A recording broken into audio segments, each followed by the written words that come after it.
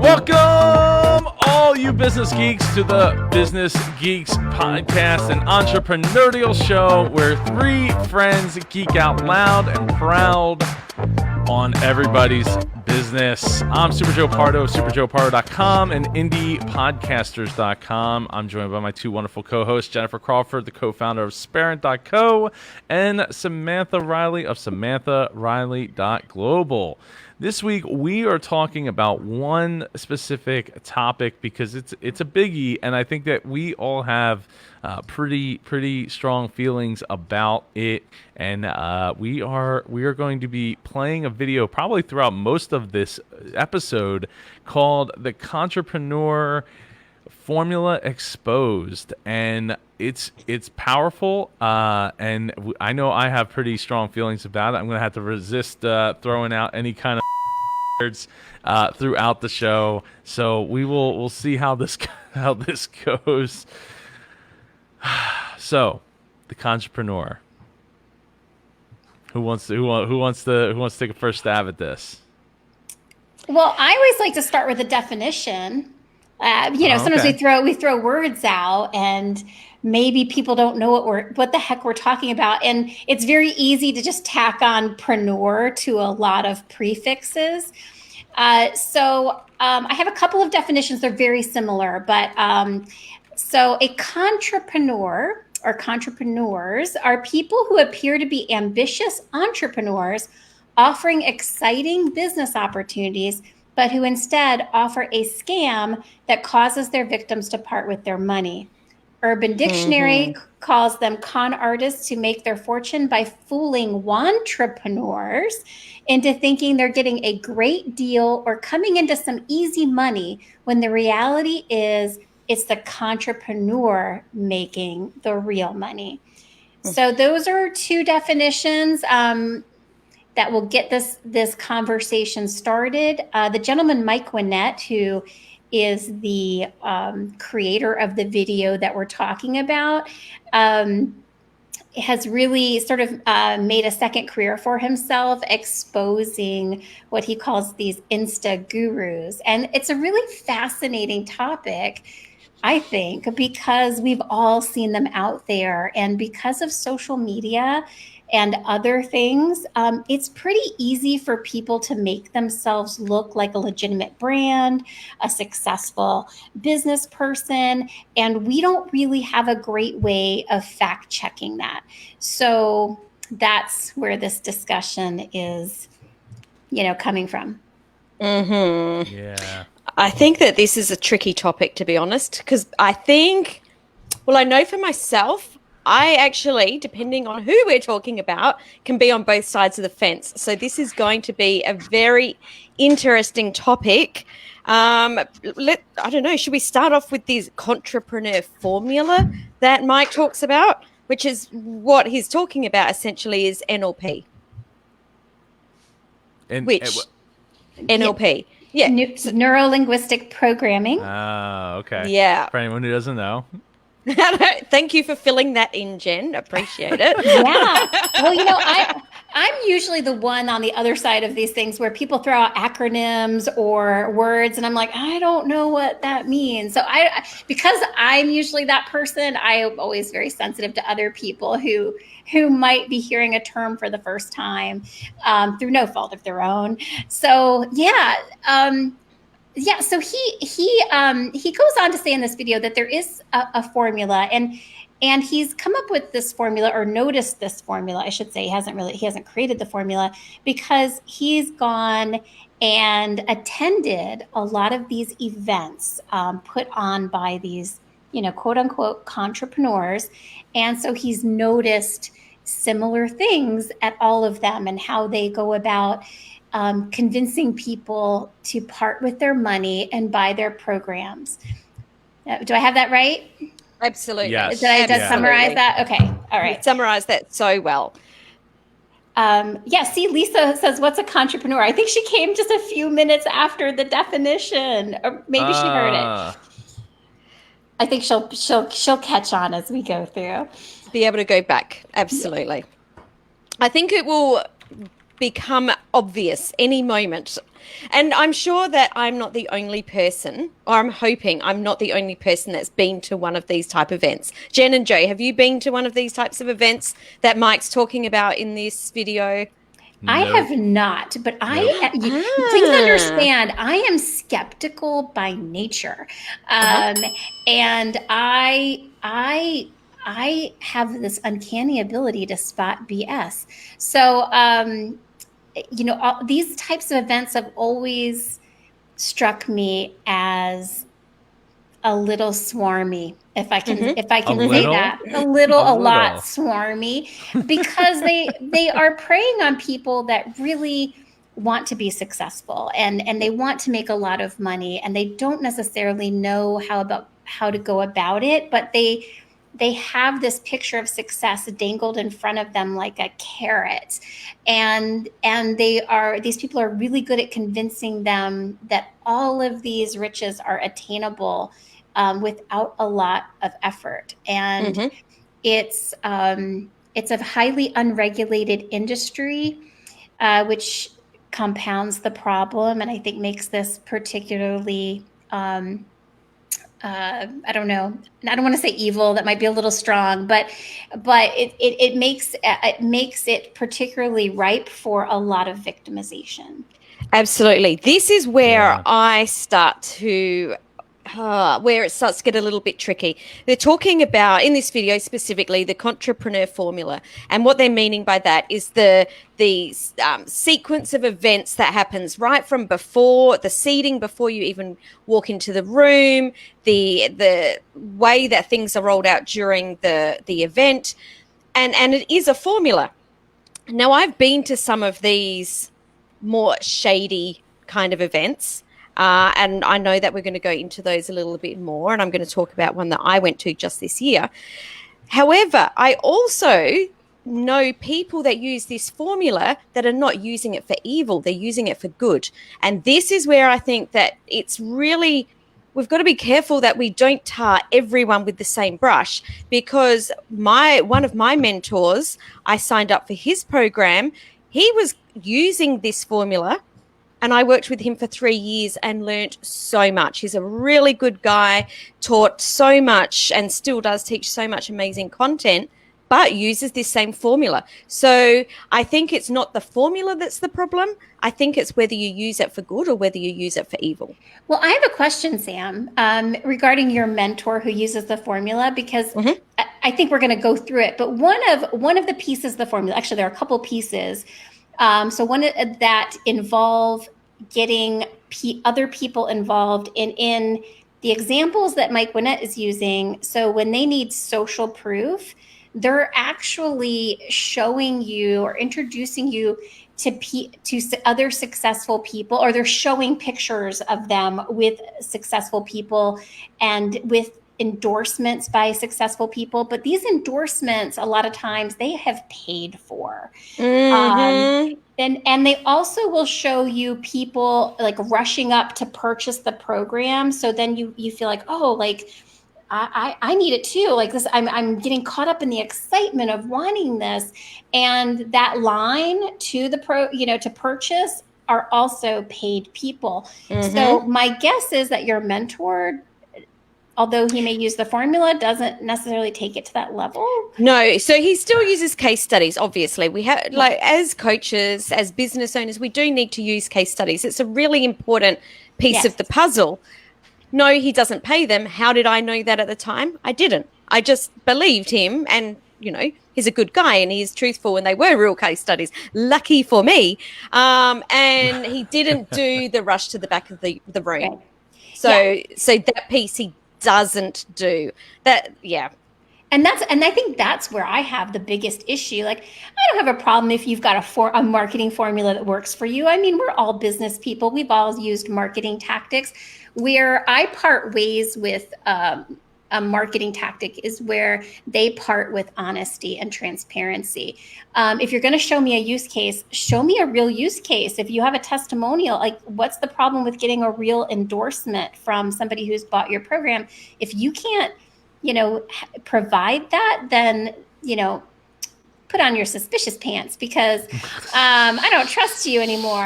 So I think your mentor, I have no problem with your mentor and the way he's doing things, Sam. But I think, and I feel badly for him, because I feel like he could suffer by the snake oil salesmen that are in the industry. Absolutely. But I wanted to mention that straight up, because I don't think that, and I just did mention it, that we should tar everyone with the same brush. However, what is in this video is icky, and it is just icky. But is it, hold on, but is it icky because of the way he's portraying it? Just to play devil's advocate. Okay, I'm not disagreeing. I just curious. I don't think he is in this, because I know who he's talking about. And the icky part about all of this, and I've been in a room only back in March this year. I was down in Adelaide, and Leon, my hubby, and I went to one of these events, and the shaming practices that happen in the room are absolutely revolting. There is no better word. The shaming practices are just, I've got no other words. And this is what he's talking about here, or one of the pieces that he's talking about. We were in this room where we were shamed if we didn't agree. Like, it was just pure, hypnosis, I guess, in a way, of getting you to think and do certain things. Not only did this person shame the audience, he also shamed other coaches from stage. And I just thought, not good enough. It is not an honest practice. Like, if you're really as good as you say you are, you don't need to shame anyone. Just tell us how good you are. Absolutely. I agree with that. Yeah. I think that's real bad. That's a real bad tactic. I'd like to back up, like, the step one of this, Contrepreneur Formula is establishing authority. And this is, Sam, I think we're going to, go back and forth into a little bit of a gray area again, because, I have clients, and, I talk to business people all the time, and we talk about establishing authority, and we talk about ways to do that, writing a book, developing a platform, whether that be a podcast or a blog or an event or something like that. I believe strongly in that. At the same time, it's not difficult to get a book published, or even to get best-selling status on Amazon. It's not difficult to start a podcast and call yourself, the business expert. So again, I think we all have to do our due diligence in researching the people that we look up to, and the people that we, want to garner advice from. We really have to go that extra step to make sure that they're actually legitimate. Absolutely. And Jen, you did say, anyone can be an Amazon bestseller. And I think that we can get very caught up, because there are a lot of people in our world that are Amazon bestsellers, to say, well, anyone can be. But in the scheme of how many billion people in the world, how many of them are actually Amazon bestsellers? I didn't say anyone. I said it was easy to game the system and become. Sorry. Okay, big difference there. Sorry, there is a difference there. So I just wanted to point that out. Okay, sorry. Morning ears. I'm back. Okay.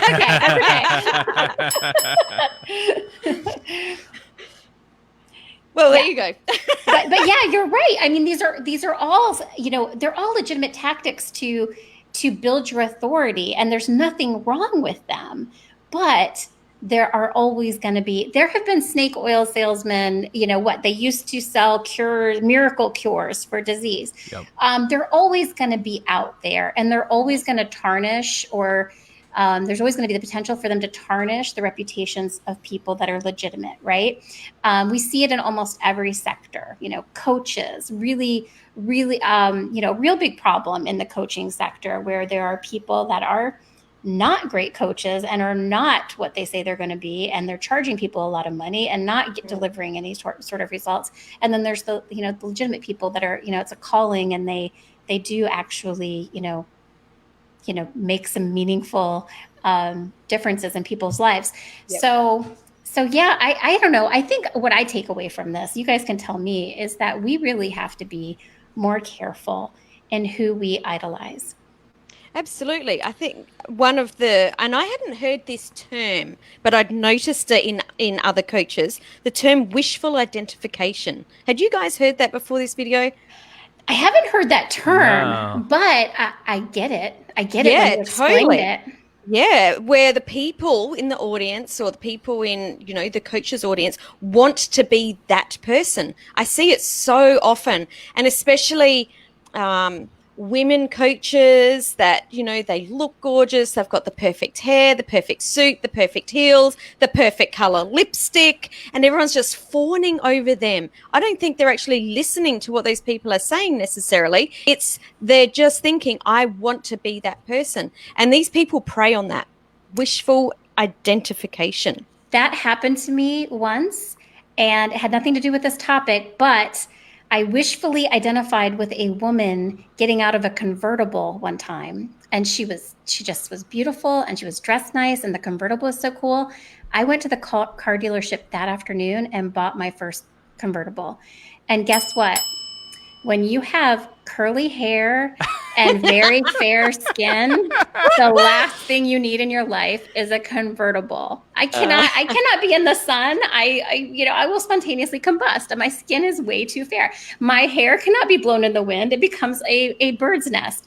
So I did not keep the convertible very long, but I was definitely wishful identifying with that stranger. There you go. Oh my gosh, we're getting a lot of comments. This is a conversation. It's fun. Yeah, because I'm sure that a lot of us know these people or have been part of a world of these people. Now, what I found really interesting, I hadn't heard of, what's the name of this person again? Mike Winnett? Winnett, yeah. Yeah, Like, I'd never heard of him before you sent this through, Joe. A lot of people haven't, but can I just point out real quick? Yeah, absolutely. Because it looks like you were looking at some notes, and I haven't said a darn thing since Joe. This only has 524,000 views. I just want to point that out, because that's like nothing. That's quite low for what this topic is, really, isn't it? Yeah. So basically, the people that are watching it are like people like us who already probably know that there's stuff going on that's not, and he's just reaffirming what we already feel like we know, and reaffirming, in my sense, what I don't want to be as a consultant, as a coach, and bringing people in both on the indie pod side as well as in the business optimization side, because like, I want to actually work with people, not just put them into a program that like has them paying me $2,000 a month to do nothing. Like, that's terrible. Right. This I feel though is where the big problem or the biggest issue is here, because this formula actually works. And if we don't, I think that I can't speak for you two, but I know that the practices like this have held me back in the past, because I don't want to be associated as a person like this. I'm not like this, and I don't want people to think that I am. However, I also know that if we don't use some of this formula, then people won't sign up to work with us, and those same people will go work with the Contrepreneurs. So where does that leave us? Well, it's not the only formula out there, and we can certainly do any formula, honestly. Again, it's just a lack of transparency. Not saying that this I paid $25,000 to somebody for this endorsement. I think that is dishonest, particularly when you're praying. They make a point that often the people that are buying these programs are like 18, 19, 20 years old. They don't have like, the money to invest, but they're putting, like, who knows, maybe they're putting their college money into it. I don't know. But I just think that, there are people that have the money and whatever, it's not a hardship for them to pay for it, but there's no regulation here. There's no protections in place. There's no way to verify the claims that they are making. So it makes it really, really tough. But yeah, I mean, just honest business all the way. And if you can't be honest, then you have no right to take anybody's money.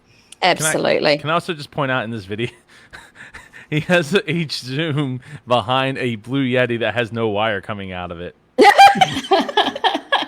Nice eye, Joe. Nice eye. Oh my goodness! Saying. And when he was recording, when he was recording earlier, he was like recording into the mic where like it was like pointed at him versus like to the front of it. So I just wanted to point that out for all our podcasting heads out here there. At all.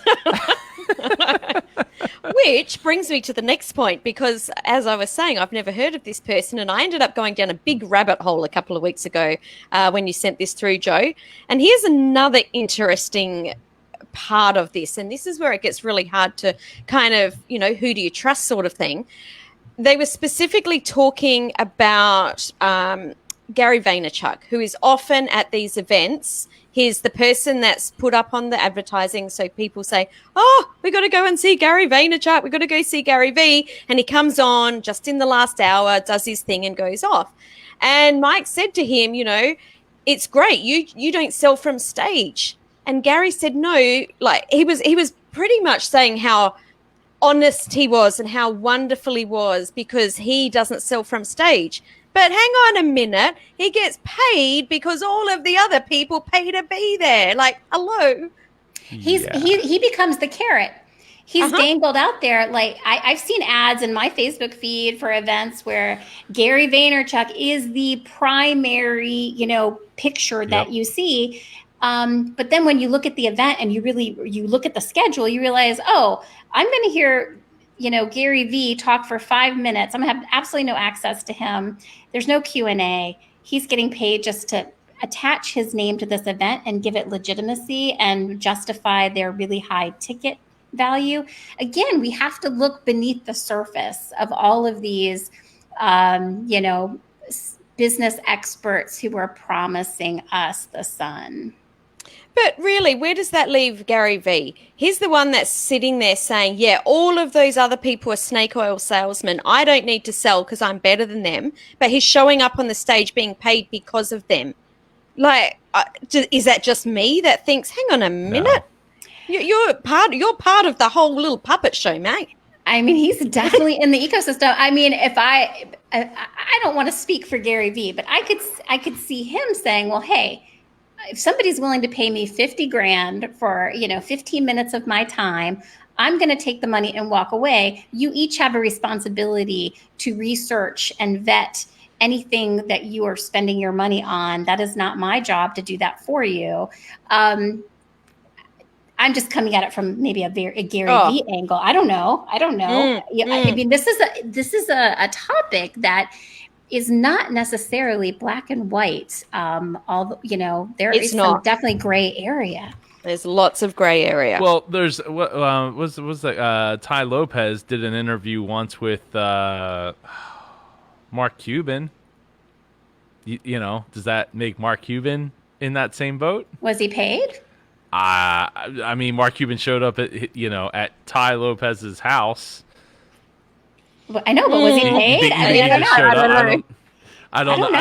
don't know. Right? At least I think it was him. Let me see. Ty Lopez, and I'm pretty sure it was Mark Cuban. It was. Yeah, Mark Cuban and Ty Lopez, 19 Lessons from a Billionaire.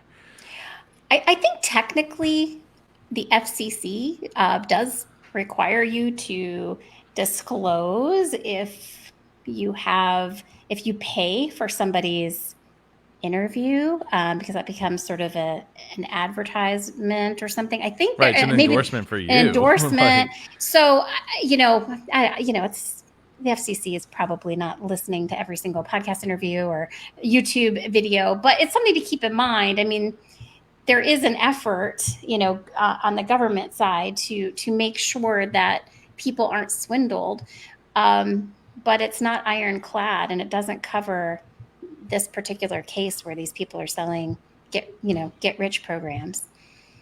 Right. Yeah. It's a big topic. We can't fix it here today, can we? Darn. Just be careful out there, people. Just because somebody says they're an expert doesn't mean they are. It doesn't mean they deserve your money. And nothing's Right. easy. There's no easy formula to being a successful business person. So I'm always a suspect if somebody's trying to convince me that it's easy. So to me, there's like two aspects of it, right? Whether I'm trying to teach you to be the best version of the niche and service industry that you're in, or the industry that you're in, versus I'm trying to teach you how to show up and like have 100 people throw $1,000 at you at a piece to work with you and create a form of pyramid scheme out of that, right? Because and talking with somebody like back in like 2015, like what they effectively told me, where they're like, well, I had this business coach, like he's a business coach, and he's like, I had this business coach, and she, look who's making a appearance there. That's Meatball stealing the show. So, so he's like, well, this coach I had was incredible. They were amazing. They showed me so many things, but I would never recommend somebody go to them. And I said, well, why not? Well, it's because they only charged me $500. So I can't charge other people to be a better coach more than that, or much more than that, even though they gave an amazing amount of value at $500. Because like what this person described to me was effectively like, I can only charge, like if I pay $10,000 for like a week or whatever to work with so and so big name person, like now I can go and add that fee roll that into my fee, because I can take that information and now roll it like that. And I'm like, and I spent maybe like 20-30 minutes with this person, and I'm like, you're effectively talking about a pyramid scheme. Like, it's not a traditional one, but it's like a understood one of like the industry. And I'm just like, wow, I don't really want to be a part of that. I don't want to be a part of that at all. That sounds terrible. So I don't know. So like, I know I had been kind of coaching adverse for a few years there early on, and only in the last couple of years have been more proactive with the idea that, like, screw that. Like, I know what I'm talking about. Like, I've been around it. I've done it. I have friends that have experienced it. Like, I have this huge network, and, like, I deserve to help those people. Darn it. There's people that want and for all of us, they want our IP, our expertise, our experience, and, we can help people. Lisa says the guy who sells the To Be a Millionaire class drives a 1988 Oldsmobile. And that all comes down to people's values, though. Yeah, you can't go by that. Because you get to a point where, like, if you are a millionaire, like, I could just buy any car I want. What does it matter what I drive? True. Yeah. Or if I barely drive, why does it matter? Warren Buffett still lives in the original house he bought when he got married. I think he paid $30,000. I'm sure it's had some additions onto it and some updated bathrooms and a nice kitchen, but it's the same house. It definitely comes down to people's values. I know, some people like nice cars, some people don't care for them. And I don't think that that's necessarily how much someone earns. It's more about what's important to them. Yeah. I think she's probably just making the point that, hey, like, oh, totally. The guy who like wants to teach you how to be a millionaire, he might not necessarily be a millionaire. I mean, I remember meeting a coach one time, and actually a friend of mine was paying this coach, and come to find out, like, he found out like mid coaching, that she like was couch surfing because she was homeless. I was like, oh, I'm sorry, but this is not the picture of the coach that I would be trusting to give me business advice. Yeah. So, that happens. Oh, slippery slope. Slippery slope. But I think we all, when I watched that video, I am guilty of one thing on that video, and I did it and I had no idea why. I did, when I priced my virtual summit, we priced it with a 7 at the end. And I was like, oh, I just see that all the time. And this is so unlike me. I'm usually not like, let's just do it because everyone else is doing it. But I just, did that, price ending in a 7. Because I was like, oh, it must work. That must be better than a price with a 9 on the end of it. So I'll do it. and it's in the formula. So I'm a entrepreneur. I don't think you are a entrepreneur I'm at all. I'm a part entrepreneur. I'm using the formula.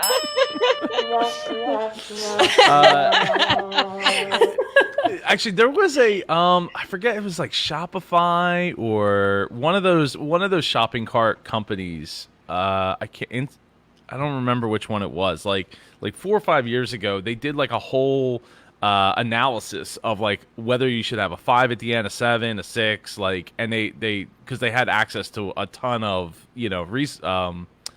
of resources to like investigate if it made a difference, right? The 5 versus the 7.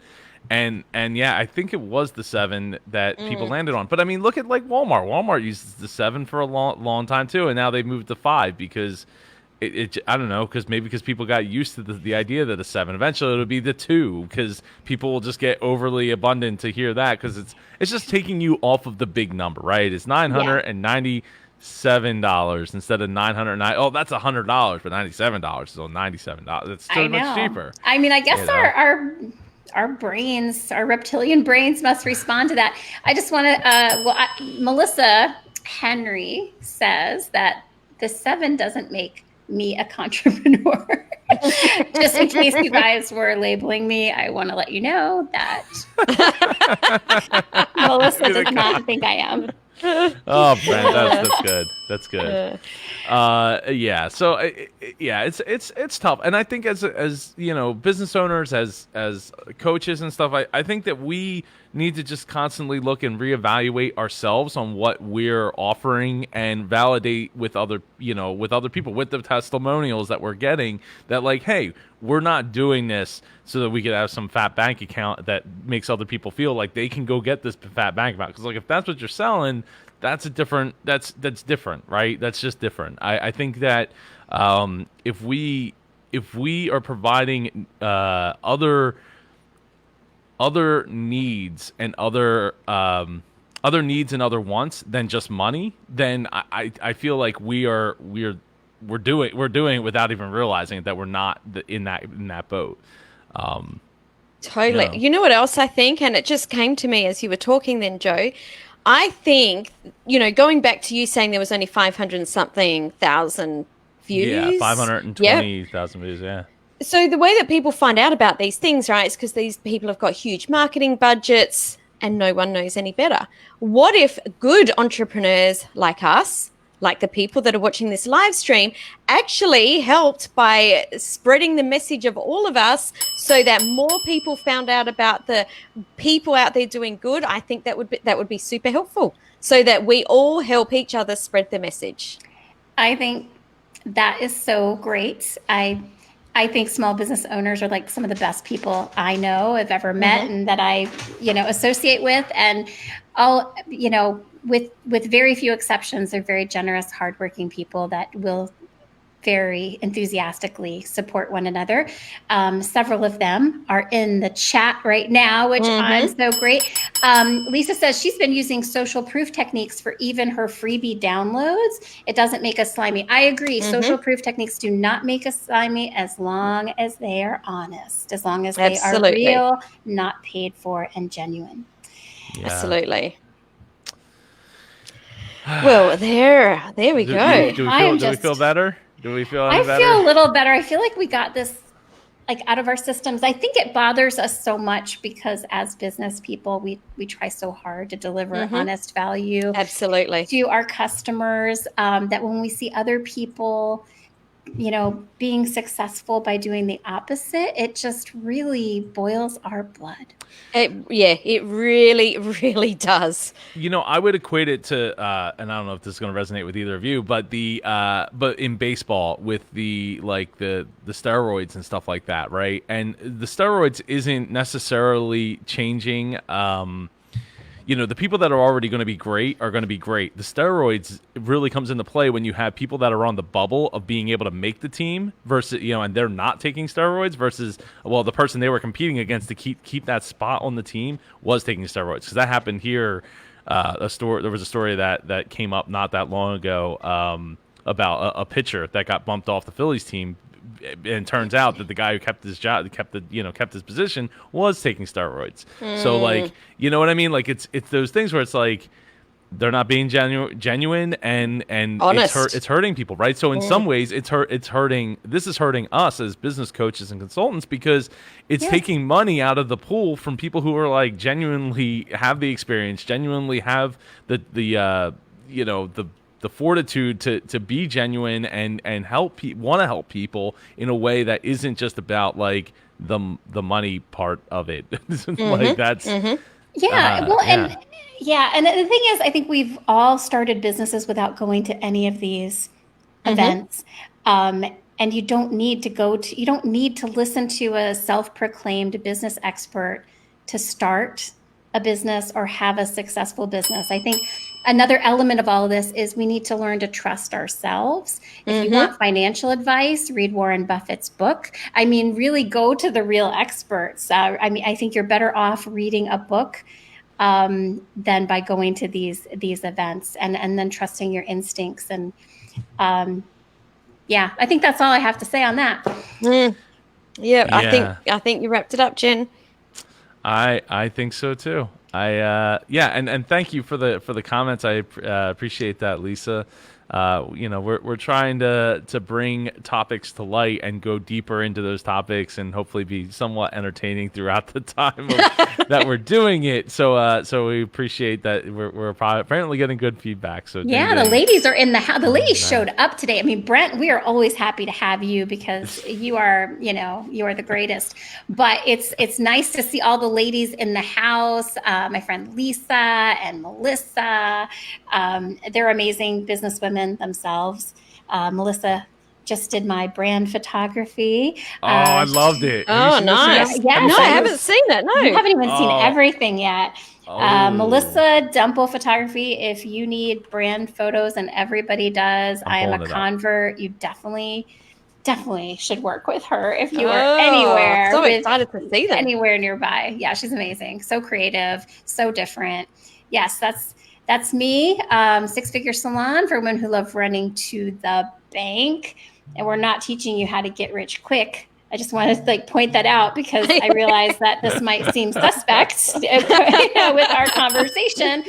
But I think our $77 summit is not going to keep you from paying your mortgage. So anyway, it's going to be a fun event. We're mainly focusing on relationship building at this event. So allowing people space to find potential collaborators, referral partners, expand your business network outside of your immediate one, along with some tactical knowledge for people who are looking to reach their next business financial milestone within the six figures. So I hope everyone will join me there. I had to pay for these photos, so you got to buy a few tickets if you don't mind. So, they're great and everything. Let's keep the economy moving, people. Keep that moving. That's right. And Melissa Dumble Photography is a sponsor of the event, so we are happy to be working with her. Love it. Fabulous. Enough about me. You guys need to plug it up here because I just did mine. Sam, why don't you take it? Take it from there. No, I'm good. Well, if you want to launch, grow, and monetize a podcast, the IndiePod University has changed over it's merged from a different program into that singularity. Oh wait, this is thank you very much, Jen. Was you passing it off? Yes, trying. Into a single program called IndiePod University, where you can learn to launch, grow, and monetize your podcast. And we actually have quite a few signups in the last couple of days, so I'm very happy about that. Awesome. So you have got just so much content and such a robust, thriving community there. If you are thank you. If you are starting or have a podcast, it's where to be. Absolutely. All the knowledge, all the support, all the camaraderie in one place. That's so great. So valuable. And Sam, I know you're not pushing anything, but I love your podcast, and I actually have been meaning to talk to you about being part of the Six Figure Salon too. But it's probably not the place to do it. But I'll email you. let's continue that on. And yes, thank you for mentioning the podcast, Thought Leaders Business Lab. We're coming up to 200 episodes in a couple of weeks. I'm a bit excited. So good, guys. That's awesome. Congratulations. I love it. Well, thank you. I love it. Before we get out of here, let me just say my one cool thing for this week, because this was my episode of the Business Geeks podcast. Oh, JT Fox. That sounds more like it. I am writing it down. Yeah. Who is JT Fox? He is a snake oil salesman. Yes, he's in the fold with some of those others we spoke about. With a name like JT Fox, you'd think that's all you need to be successful. There you go. JT Fox on the BBB. 9 complaints. Oh, 9 complaints. Only 9. I mean, 10 here. You count Melissa. Go hook it up, Melissa. Let's see. Lisa's interested in sponsorship info. I'm assuming she's talking to you, Jen. So you Salon, absolutely. I will slide our sponsor deck into your inbox shortly. I'll make a note of this. Awesome. So what I wanted to talk about this week is if you're creating content for social media, YouTube, or anything like that, and you need music, Epidemic Sound, we're not sponsored by them, unfortunately. So maybe someday. But we should be. We totally should be. If for just $15 a month, you can have unlimited access to their entire soundscape. You get 30-day free trial right off their website. So I use it for all of my videos. It's super helpful as a content creator. So go check it out. epidemicsound.com. As I say, got 32,000 tracks and 64,000 sound effects. A lot of these sound effects came from there. So if you want some glass breaking, some getting beat up, as I tend to be, things like that, the record coming off, skipping, the ding, the claps, all of that is coming off of Epidemic Sound. So you should go and check it out. That's my one cool thing for this week. And I love it. I didn't know anything about it. I'd never heard of that. That sounds amazing. I'm so glad you shared it. Yeah, I mean, for $15, like you just put in like your social media accounts, and then you can share as much as you want. Like you can rip as much as you want off of there to put into your videos and all of that. The sounds are awesome. Thank you, Lisa. I appreciate that. So this episode, if you've enjoyed this episode of the Business Geeks podcast, where we talked about entrepreneurs out there, please share this show, the Business Geeks podcast, with the business geek in your life. And we'll be here next week, Monday, 5 p.m. Eastern Daylight Time, or Tuesday, 7 a.m. Australian Eastern Time. And if you have any questions or suggestions, please shoot us an email at our super long email address, questions@businessgeekspodcast.com. We will see you all next week. Whose episode is it next week, by the way? Oh, it's Sam's episode. All right, looking forward to that. It's going to be awesome. All right, well, we're going to get out of here. Thank you, everybody, for taking the time tonight, and all the comments and all the love. Take care. Stay safe.